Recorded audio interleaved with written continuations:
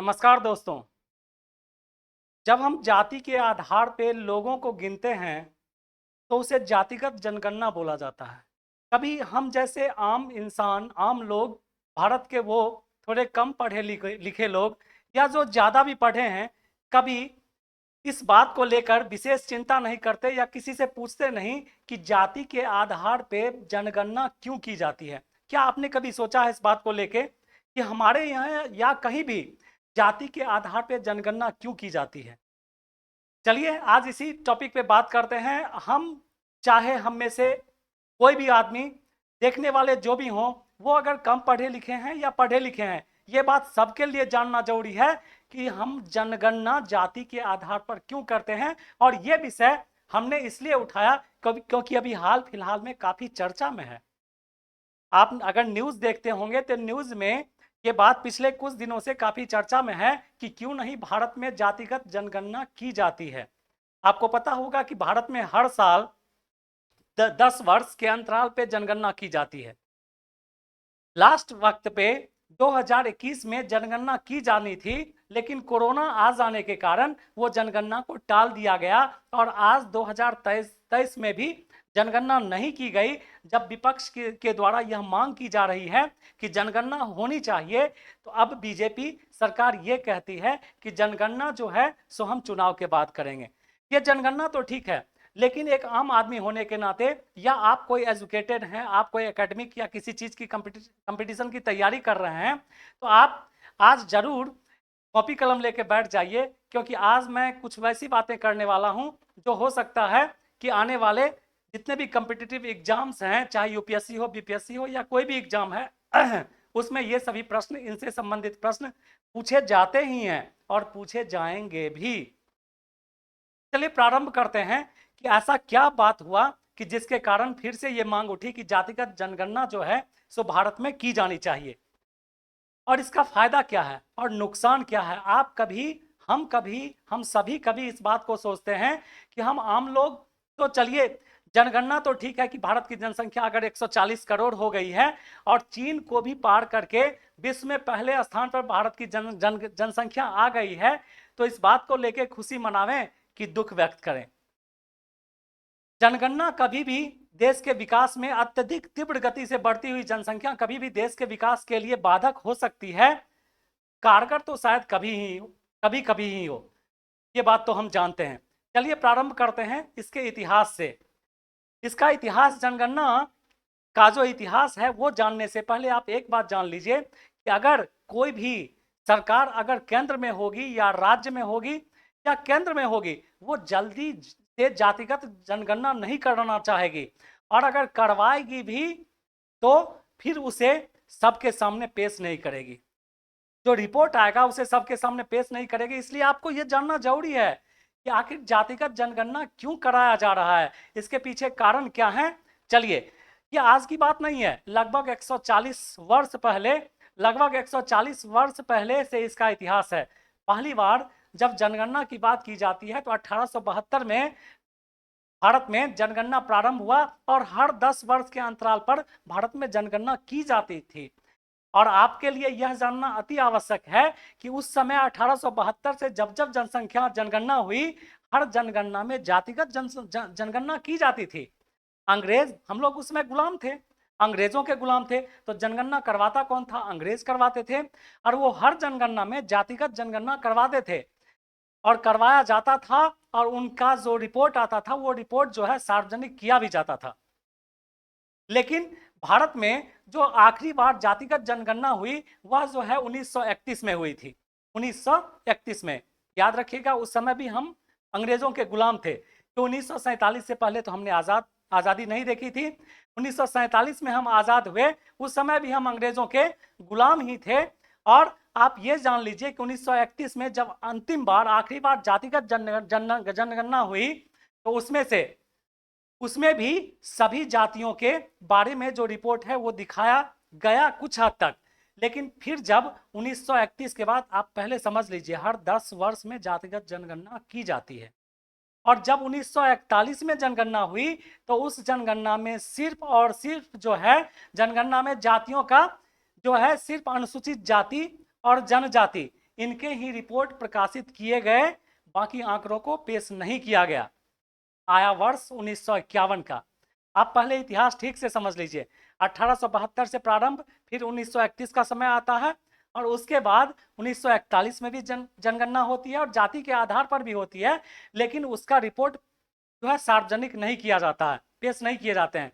अब वर्ष जब 1951 का वर्ष आ गया, तो 1951 के वर्ष में जब जनगणना फिर से की गई 1951 में, तो उस समय क्या था, देश आज़ाद हो चुका था, हम आज़ाद हो चुके थे।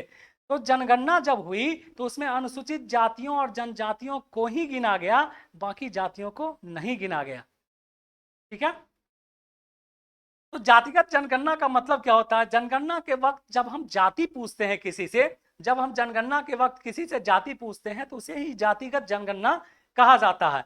अर्थात जाति के आधार पर लोगों को गिनना ही जातिगत जनगणना है। आज 1948 का जो जनगणना अधिनियम है, और 1990 के तहत ही हम जनगणना करवाते हैं या करवाया जाता है। अभी देश में हाल ही में जातिगत जनगणना में आपने बिहार का नाम जरूर सुना होगा, और बिहार में अभी हाल फिलहाल में जातिगत जनगणना करवाई जानी प्रारंभ हो गई। लेकिन क्या हुआ कि हाई कोर्ट ने इस पे कुछ वक्त के लिए रोक लगा दिया।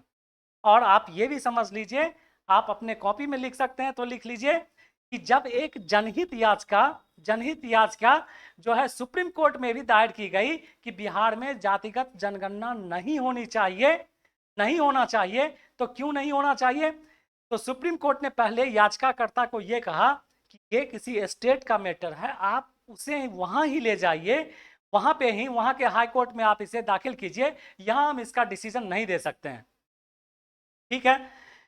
तो फिर जब सुप्रीम कोर्ट के बारे में जब यहां पर आया, तो उन्होंने, याचिकाकर्ता ने कहा कि चूंकि जनगणना का जो विषय है वो 7वीं अनुसूची में आता है, जनगणना का विषय 7वीं अनुसूची में आता है, और 7वीं अनुसूची के आपको समझ लीजिए, जो पहली सूची में जो संघ सूची है उसमें आता है।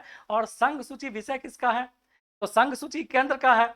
अगर संघ सूची केंद्र का विषय है, तो जनगणना, ये कहा गया उस पीआईएल में, पब्लिक इंटरेस्ट लिटिगेशन पीआईएल होता है, यानी जिसमें उसमें यह कहा गया कि अगर जो है ये संघ सूची के अंतर्गत आता है, तो इस पे जनगणना करवाने का अधिकार किसका है? तो संघ का ही है, राज्य इस पे जनगणना नहीं करवा सकते हैं। अर्थात यह भी कहा, याचिकाकर्ता ने कहा कि जातिगत जनगणना राज्य सरकार द्वारा करवाना संविधान के मूल ढांचे का उल्लंघन है, क्योंकि जनगणना का विषय 7वीं अनुसूची में हमें पहले ही बता दिया। तब जाके सुप्रीम कोर्ट ने कहा कि संविधान जो है, सुप्रीम कोर्ट ने कहा संविधान किसे मानता है? संविधान जो है तो जनता को मानता है, जाति को नहीं मानता है। जनगणना को मानता है, जाति को नहीं मानता है। पता चलेगा। अब आपको ये समझ लीजिए कि आखिर जातिगत जनगणना के पीछे लोग क्यों पड़े हैं, सरकारें क्यों पड़ी हैं जातिगत जनगणना के पीछे? तो आपको ये जानना होगा कि जातिगत जनगणना के पीछे सरकार इसलिए पड़ी है, उसके कुछ फायदे भी हैं और नुकसान भी हैं। नुकसान ये है कि अगर जाति के आधार पर जनगणना करवा दी जाती है, तो जिस जाति की जनसंख्या कम होगी जिस जाति की जनसंख्या, तो क्या होगा, सारे राजनीतिक दल उसी जाति के पीछे पड़ जाएंगे, और वोट बैंक को समझते हुए कि उनसे ज्यादा वोट मिलेगा, वो उसके बारे में मांग करने लगेंगे। दूसरी बात क्या है, अगर जातिगत जनगणना होती है और किसी जाति को ये लगता है कि हमारी संख्या कम है, तो वो परिवार नियोजन को मानना छोड़ देंगे, और देश में जनसंख्या वृद्धि दर तेजी से बढ़ जाएगी। क्या होगी? तेजी से बढ़ जाएगी।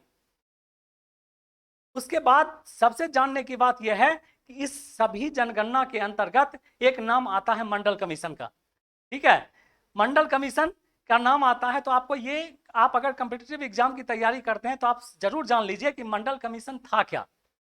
सन 1979 ईस्वी में सामाजिक तथा शैक्षणिक पिछड़े वर्गों की पहचान करने के लिए उस समय की केंद्र सरकार ने मंडल कमीशन को बनाया था, और कहा था कि आप सामाजिक तथा शैक्षणिक लोगों की पहचान कीजिए ताकि उनका विकास हो सके। और तब जाके मंडल कमीशन के अध्यक्ष बीपी मंडल ने 1980 में एक रिपोर्ट सौंपा, और 1990 में इसे लागू कर दिया गया। ठीक है, लेकिन मंडल कमीशन ने भी जो जनगणना की थी, जो रिपोर्ट सौंपी थी, उसका आधार 1931 का ही जनगणना उन्होंने माना था। और उस जनगणना में उन्होंने यह भी रिपोर्ट दिया कि भारत में 52% के आसपास ओबीसी पाए जाते हैं, अदर बैकवर्ड क्लास पाए जाते हैं। फिर आरक्षण की जब बात आई तो यह कहा गया कि चलिए ठीक है, आरक्षण तो दिया जाए। सुप्रीम कोर्ट ने कहा आरक्षण तो दिया जाए, लेकिन आरक्षण जो है 50% से ज्यादा नहीं होना चाहिए। आरक्षण 50% से ज्यादा नहीं होना चाहिए। उसमें भी अनुसूचित जाति और जनजाति के आरक्षण के प्रतिशत को आप छांट लीजिए, काट लीजिए। उसके बाद जो प्रतिशत आपका बचता है वही जो है ओबीसी को मिलना चाहिए। तो जातिगत जनगणना आप एक लेमन की तरह समझिए। जातिगत जनगणना कभी भी देश के आम लोगों के लिए फायदा का विषय शायद नहीं हो सकता है। हाँ, राजनीतिक रूप से यह जो है फायदा का विषय उन राजनेताओं के लिए हो सकता है जो ये करवाना चाहते हैं। चलिए कुछ देखते हैं इसके बारे में क्या रिपोर्ट है। पटना हाईकोर्ट ने क्यों रोकी जातिगत जनगणना? बिहार की नीतीश कुमार ने सरकार ने पटना हाईकोर्ट को बड़ा झटका मिल गया। कोर्ट ने बिहार में हो रही जातीय जनगणना पर रोक लगा दी है, ताकि उनमें कहा गया कि सरकार उसे जनगणना सरकार करे, लेकिन उस डेटा को सरकार नष्ट ना करे। लंबे समय से चली आ रही मांग को करे सियासी दाव पेच के बाद बिहार में आखिरकार, बिहार की बात हमने बता दिया कि जातिगत जनगणना जो है सो बिहार में करवाया जाना था। आखिरी बार देख लिया, आखिरी बार कब हुई थी जातिगत जनगणना? तो सन 1931 में आखिरी बार हुई थी। इसके बाद 1941 में भी जातिगत जनगणना हुई, लेकिन इसके आंकड़े पेश नहीं किए गए। अगली जनगणना 1951 में हुई, लेकिन तब तक देश आजाद हो चुका था।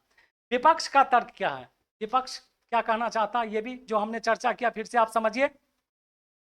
जो लोग इसके विरोध में है वे इसका नुकसान गिनाते हुए अपने तर्क पेश करते हैं। उनका मानना है कि एक बार इस जनगणना के आंकड़े सार्वजनिक हो जाएंगे तो जिन जातियों को अब पिछड़ी जो जातियां हो जाएंगी उनके विकास के लिए काम किया जा सकेगा, यानी उन पे जो है वो काम करेंगे।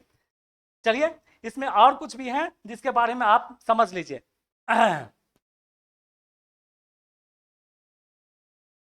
नया नहीं है जातियों का इतिहास, बिहार से पहले कर्नाटक में हो चुकी है जातिगत जनगणना।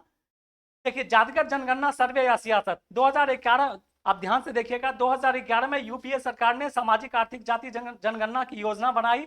2014 में कर्नाटक में कांग्रेस सरकार ने सामाजिक शैक्षणिक सर्वे का आदेश दिया। 2021 में तेलंगाना में पिछड़ा वर्ग राज्य आयोग में पिछड़े वर्गों के बीच जातिगत सर्वे शुरू किया। 2023 की बात कीजिए, इस साल की अगर बात कीजिए, जनवरी में बिहार में जातियों के सर्वे प्रारंभ हुए पटना हाईकोर्ट ने, लेकिन मई में इस पे रोक लगा दिया। क्या किया? इस पे रोक लगा दिया गया।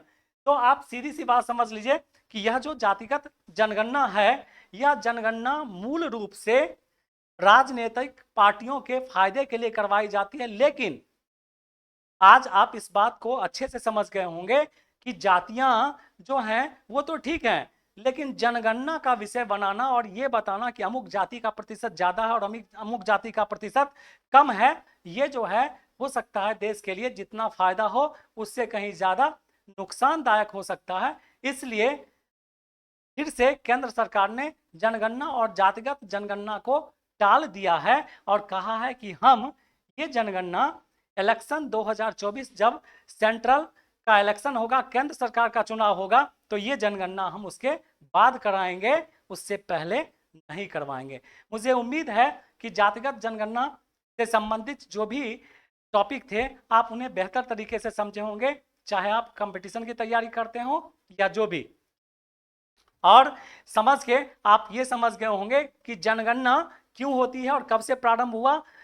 अगर 1872 में प्रारंभ हुआ तो हर 10 वर्ष के बाद मतलब किया जाता है, लेकिन एक बात पूछा जा सकता है कि क्या 2021 ईस्वी में जनगणना क्यों नहीं हुई? तो उसके पीछे जो कारण था कोरोना का था। मिलते हैं किसी ऐसे ही अच्छे शैक्षणिक टॉपिक के साथ जिसमें आपका ज्ञानार्जन हो, ज्ञान में वृद्धि हो, कल ऐसे ही किसी वीडियो के साथ। तब तक आप अपना बहुत ख्याल रखिए। Thank you.